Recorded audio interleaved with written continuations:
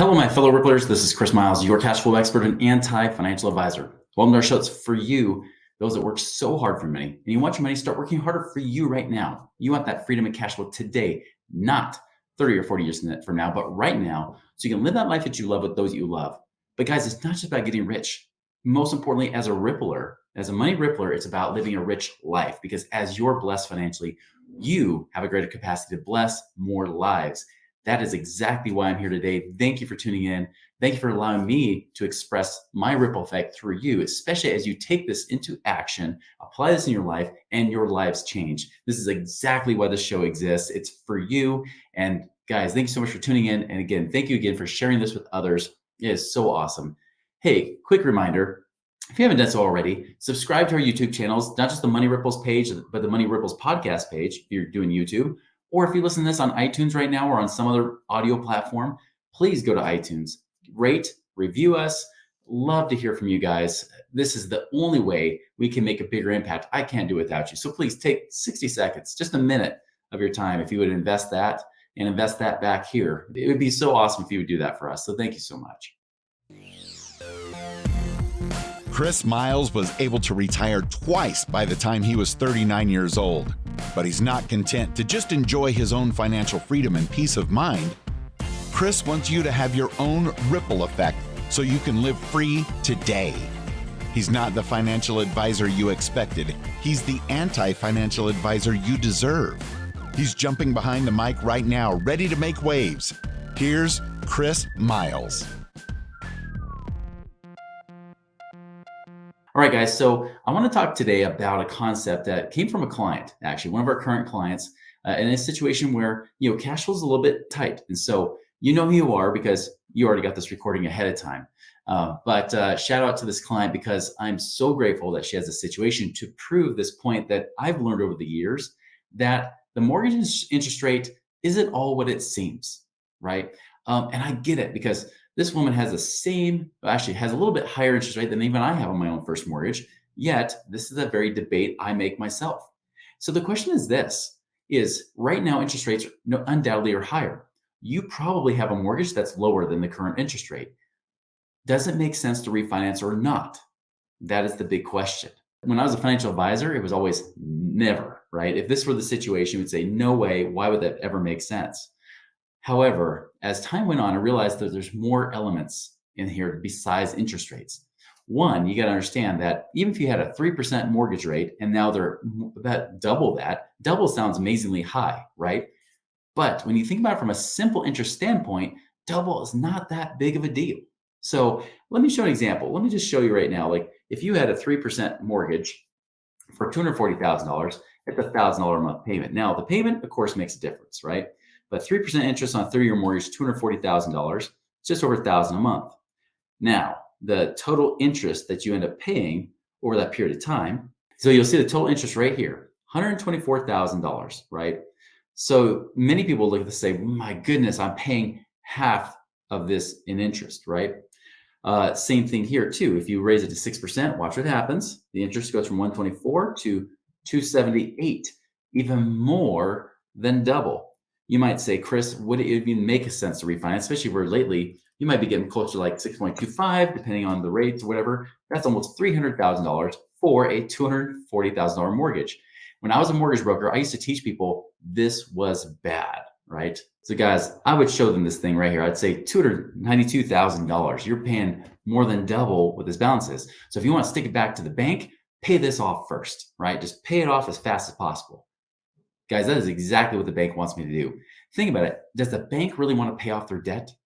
Now, even with all the bank failures going on, even the banks that are strong, the ones that haven't been taking a lot of risks, the thing they know is that they're creating what's called arbitrage, right? They know they can borrow money from you at debt and be able to turn around and make a higher interest rate than what they borrow it at. So for example, when they borrow money from you, they're taking it from your savings account, right? Your savings accounts, your CDs, money markets, they're using that money specifically to create leverage. So let's just say you have a 5-year CD that you're getting paid. Let's just say right now it's 3.5%. However, they can turn around a loan on a car loan right now at about 6.25%, 6.5%, based on my current credit union's interest rates. You might just say, oh, that's just double. Well, no, they know the compounding effect. They know what that does. Even on the simple interest side, they know they're making more money because it costs them no money, none of their own money. They're just paying you interest, but they're making more. So it's the same thing here. If you knew that you could take that money, right? That what would normally have been $124,000 of interest you would have to pay over 30 years to a bank savings account at 3%, you wouldn't like that so much, right? I'll put that back again, put that 3% on here. 124,000 that you have to pay over 30 years. That's expensive money, right? Especially if somebody's keeping that money in there. But you don't care. Why? Because they're paying you payments on that money. Now they're paying your money back, interest and principal. So you're getting that money back anyways, right? And again, you're using other people's money, not even your own.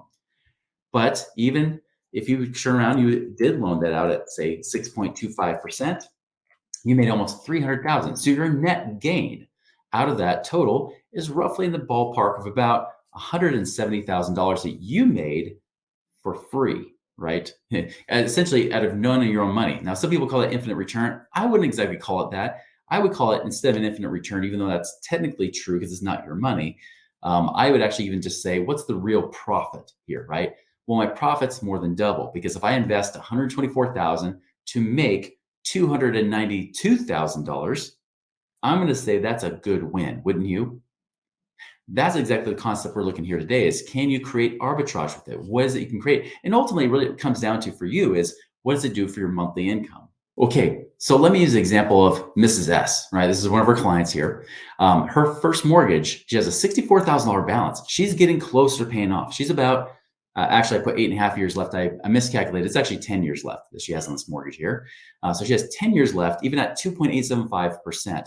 The $890 a month does include escrow. So even when I do apples to apples, I'm including that escrow, the taxes and insurance payment onto here as well. Her second mortgage is at 7% plus. It's variable based on the feds. This is what's making her stressed.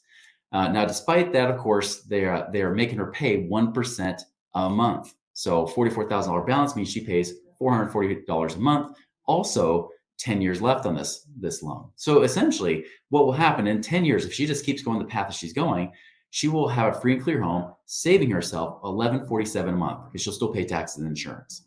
That's the total. All right. So $1,147 a month. That is the number to beat ultimately in 10 years.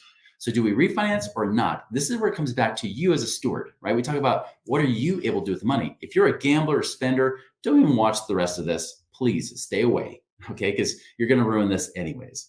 This is specifically for people that know how to be wise stewards with their money, how to use this better. Now, she's hired us specifically because we help her strategize and help her do things like this, help find more money. By the way, we found other money that in total with this, we're finding over about $15,000 a year here.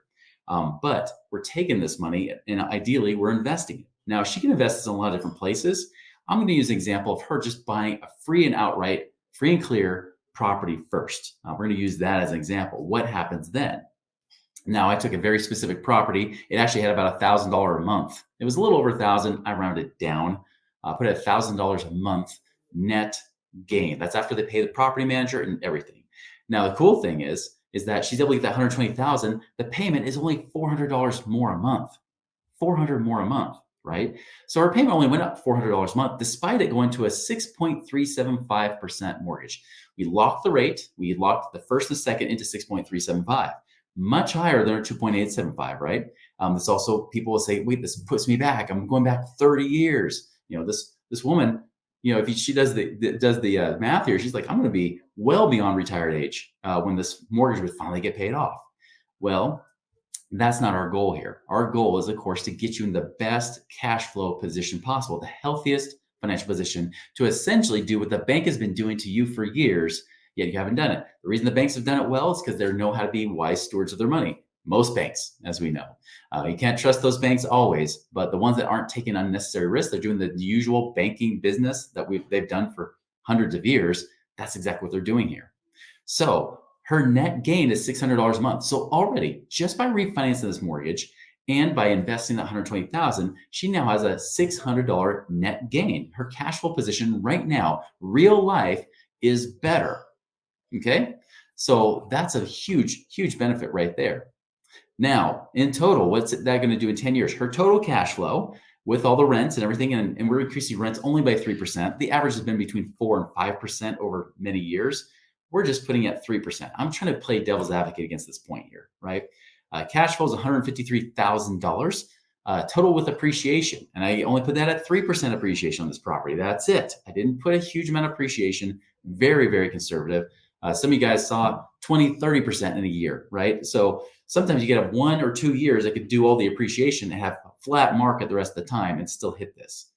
Again, no guarantees, but it's not too far-fetched. Okay, so total appreciation is $194, almost $195,000. Now, here's what's great. Okay, that $195,000, her mortgage balance, by the way, is $200,000. So what happens is that based on just equity and cash flow and everything else, she's about the same position. But here's what's really important. That rent right there, $1,344 a month. Remember, that's $200 more a month. Let's go back. $1,147 is what she would have freed up by paying off her mortgages free and clear. Here, she has a $200 a month net gain. Really, it only takes a few years before she has a net gain there. So now she's in a healthier position. She could sell off this property and just pay off her mortgage and be fine, be in the same position as before. But now the nice thing is she's got cash flow coming in better than just hitting zero. This is the problem. All the Dave Ramsey fans get you to the point of trying to pay off your mortgages, pay off everything, and then you're at zero. You don't have positive cash flow. You don't have passive income. You just simply have nothing, no payment, period. But you still have to live. You still have expenses in your life beyond payments. That's the important thing to remember. Now, she buys this with leverage, completely different scenario here. All right. And I even put this at just a 20% per year conservative gain. That's including appreciation, because there's a multiplier effect when you only put 20% down on a property. There's massive appreciation because you get more. This includes cash flow, which cash flows are, depending on the property, between 5 and 10% right now, cash and cash. Not great. Appreciation helps, of course. And also, if you buy it with a mortgage, you also have renters paying down your balance for you. So you're gaining equity even if the property doesn't appreciate. So between those two things happening, you actually get, and again, I'm saying this is conservative, but if I say 20%, some of you guys will think it's too good to be true. Guys, I've shared examples, with different properties I've had, right? I've had properties I've had for 5 years that have done on the ROI of my down payment, right? It's done over 300%. Okay, so to say that you can't get a 20% per year gain is, kind of foolish, right? In many cases, it could be 30 to 40% per year, depending on the cash flows. Again, I try to be conservative, play devil's advocate. 20% per year if you include appreciation and equity build up from them paying down your mortgage balance, from you gaining that equity as the difference between the balance of the mortgage and the equity gain. That's what you get. So that's where the $700,000 of gains comes from. Most likely we'd be selling and refinancing. Either way, you would probably have it somewhere in the ballpark between about $5,000 and $6,000 a month of cash flows right there. $5,000, $6,000 a month. That's even healthier than just $1,344, right? Because you get that appreciation, those equity gains that you get when you buy it with leverage. Nothing's guaranteed, of course. Heck, even if you cut that in half, what if we just cut that in half? $350,000 is still way better than where she was before. She would have, and now in the 6 figures more money after 10 years than just having it paid off mortgage. Here's what's even better. Okay. Even better than that. Even if this was 10%, let me show you this. Okay. So let's say she just put this into a fund, right? She puts this into a fund, 120,000, interest is 10%, and she just compounds it annually, right? After 10 years, that's still $311,000. Now there's plenty of funds and investments that are out there paying this, sometimes more. But even at 10% here, and we've even got funds that we've talked about on the show that have paid that kind of return or better. Again, no guarantees, right? Anything can happen. There's always risk. And I'm not saying that this is the case, but 10% for our clients is kind of like the baseline average of what they look at. Think of this. 10% compounding on 120,000 gets you to $311,000. Remember, her mortgage balance after 10 years was supposed to be zero. She just paid it normally. But her mortgage balance could be about $200,000 after 10 years, even at the 6.375% interest rate. That means she now nets $100,000, really $111,000 more than she would have had anyways. So guys, it always comes back to cash flow. It always comes back to this full circle. What's it ultimately going to do? What's your real profit? What's your real gain? That's what we're always looking to do, right? Is what's that real gain? So yeah, it's about creating the arbitrage. It's about following the same rules the banks have been doing on you the whole time, but it's been the banks that have taught you for years that you shouldn't do this. Why? Because they love having your money locked up so then they can play with your money and do whatever they want. Why not turn the tables around and be the bank yourself? Notice I'm not even talking about infinite banking. I'm not even talking about taking the money, rolling it through this. This is purely just cash, right? Just dealing with cash, doing the same thing to the bank where now you become the one that you create arbitrage. You're the one that creates a spread, making more. And when that compounds over time, guys, you can't beat it. So if I'm going to use equity, and by the way, when you pull out equity from your house, I recommend you do put it into real assets, something that is asset backed like real estate. When people are really feeling scared about that, I might just say, listen, go just do what I did in that example. Put into a property, put into equity in something else, because at least it goes from equity to equity, like to like. Put it in somewhere else. If it's coming out of your own house, great. Put it into something else that has equity, but now pays you cash flow, it pays you profits. It doesn't mean that anything's risk-free. It doesn't mean that there won't be bumps and bruises along the way. Heck, I even had a client who bought a duplex, and he was complaining after a couple of years because he said, Chris, I haven't been making money. I would have been better off in a 12% fund. And then we looked at the equity gain he got from appreciation. Even though he did have some positive cash flow from that, he had some negative experiences because HOA fees went up. By the way, I'm not a big fan of HOA fees, just so you know. Tip to you. HOA fees went up beyond what they were predicting. It killed into some of his cash flows. He still made a net profit, but he also made a $60,000 equity gain, which actually would have beat that 12% fund that he was trying to do. Guys, that's the thing, is that there can be hiccups and things along the way. You might have cash flow restricted, right? You might have a situation where there's not appreciation gain for a few years. That's very possible even in today's current environment. I wouldn't bank on appreciation. Bank on cash flow. Make sure that there's a spread. So if you're going to use this strategy, and this is the warning, if you're going to use this mortgage strategy to cash out, you got to run the numbers. This is why we run these numbers with our clients, to help them see this. Run the numbers, because you need to have a positive net gain. You got to be able to service that debt payment, right? You got to be able, that extra $400 a month, she needs to make at least $400 a month of cash flow. Is that possible? 120 grand? Absolutely. And of course, like I said, if you buy the real assets that actually appreciate with inflation, which is always a big concern, and I think that's still going to be a concern into the future, that is a good thing for you, because you have a real asset that you've used that money. The truth is, your home is going to appreciate whether you have a mortgage or not. That's going to appreciate regardless.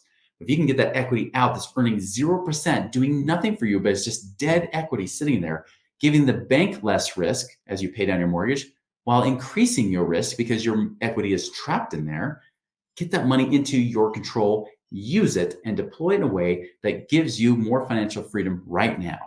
And I can guarantee this woman, she wants financial freedom, right? And she doesn't want it to be a 20-year thing. She's like, hey, tell me, in 10 years, could I be financially free? Well, the answer is this: maybe, possibly. Even if we did nothing else other than this one strategy, like I said, if we're buying certain properties and there's that equity gain, that even gives her an extra $5,000, $6,000 a month of cash flow, passive income. Mrs. S, I'll let you decide. You decide what you think. Is it going to help you? Is it going to help you feel more free? If you have an extra $5,000 or $6,000 a month, you tell me. That choice is always up to us. But I will tell you, it's a much more happy time than just paying off the mortgage, saying now I have no payment, but now I'm at zero. I'm not anywhere close to having any income to get me out of the rat race. That is where it needs to be focused. That's why cash flow creates freedom, right? Because cash flow creates more options in your life, and more options is what gives you more freedom, because you have the ability to choose what you're going to do with your life. You can maneuver, you can weather bad storms, and everybody else is suffering. You're the one that actually is able to play it safe, because you're able to get that money out of prison and use it to your advantage. Guys, if you have any questions on this, or if you want to know how that might work in your situation, you can always reach out to us at moneyripples.com. But if anything, this video is specifically for our client, Mrs. S. I hope this is valuable for you. I hope this gives you an insight of why this, even though it more than doubles your interest rate, can still make sense. And there's other situations where it wouldn't. But in this one specifically, this is kind of a no-brainer. This one is free money, infinite rate of return off of your cash, because you put no cash into it, yet you net $600 a month. That is pretty incredible. So anyways, guys, that's my message to you. That's leverage. That's what banks do. You just do the same thing to create freedom for yourself in your life today. Make it a wonderful and prosperous week. We'll see you later.